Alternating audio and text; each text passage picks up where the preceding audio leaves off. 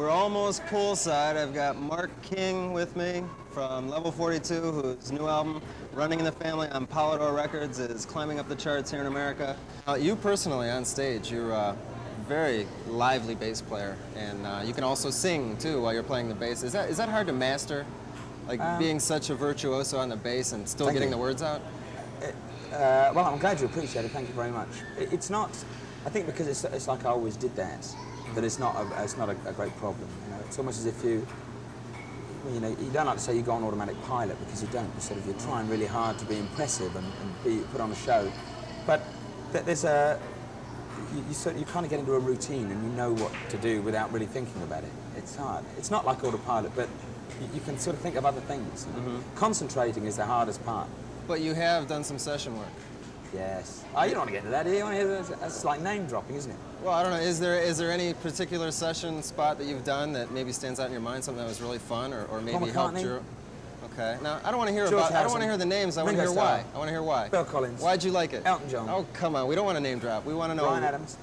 I like your style. A lot of you every once in a while you'll be putting that thump with the thumb into your bass. Oh, yes. Where'd that start? Did Stanley Clarke start that? I mean, I think it's generally sort of It's generally accepted as being sort of Larry Graham started the style back in the 50s, I think. But, even further back. I think it probably goes back even further than that, because of like upright bass players who sort of play slap and skiffle and stuff. But the thing is, it's like it's just a percussive way of playing the bass guitar. There are lots and lots of people doing it. I was just very lucky that when I started doing it in England, like nobody was sort of doing it there. It was very much an American thing. And suddenly everyone went, "Ooh, look at him!" You know. Isn't he the wild one? And do you think it's important to get the exposure in America as more to define making it? Do you think that America is like the big boy?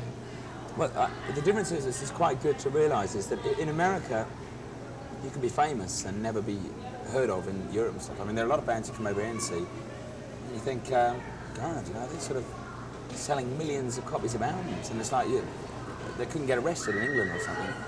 And never heard of.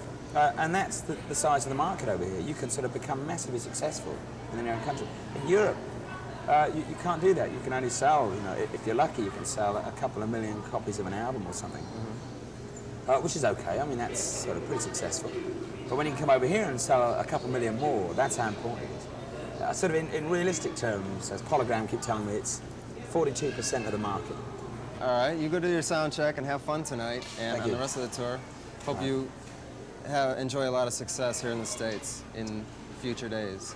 Thank you very much. I hope so too. That'd be awful if we didn't, wouldn't it? So take care. Tom coming for Good Rockin' tonight.